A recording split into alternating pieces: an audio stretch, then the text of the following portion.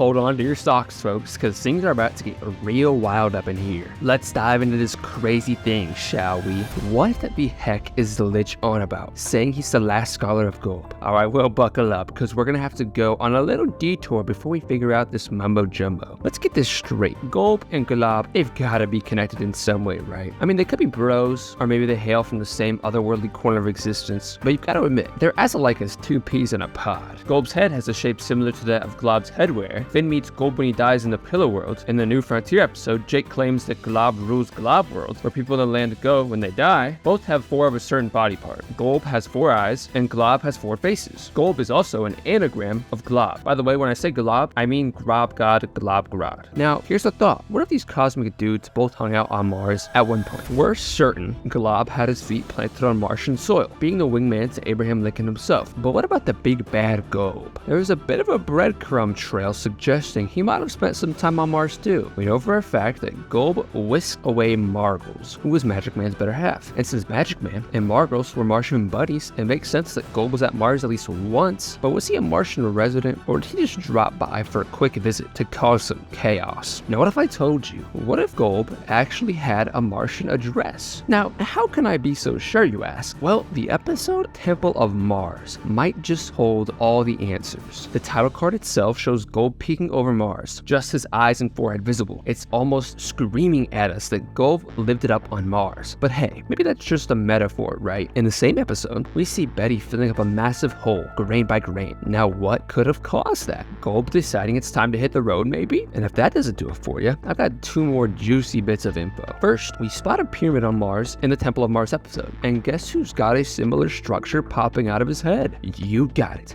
Golb. And second, those funky floating things around Golb's head, I reckon I've cracked that nut. In the same episode, Finn, Jermaine, and Betty step into this structure, surrounded by these cracked columns. If someone ripped this structure apart, we'd be left with a bunch of weird shapes. And that, my friends, is the theory for what those floating objects are. The remnants of the doorways that once led to Golb. It's almost like Golb was treated like a deity on Mars, much like the pyramid in the Temple of Mars episode. And now, let's circle back to the main meat of this thing, the Lich, calling himself the last scholar of Golb. What in the world does this mean? Well, buckle up, my adventurous pals, because we're about to dive into that. Alrighty, here goes nothing. So when the Lich declares himself the last scholar of Golb, it's like he's yelling out loud that he's the final torchbearer, the only dude left who's got all this inside scoop on Golb. But why? What's the connection? See, the Lich is all about destruction, right? He's one gnarly dude with a hunger for chaos and anarchy. And who else do we know who's big on chaos? Our main man, Golb. Yep, Golb is literally the embodiment of chaos and discord, so it kind of makes sense that the Lich would be his scholar. If Golb was idolized on Mars, maybe he had a following, a bunch of scholars who studied and worshipped him. And it's not a crazy leap to think that the Lich could have been one of them. Heck,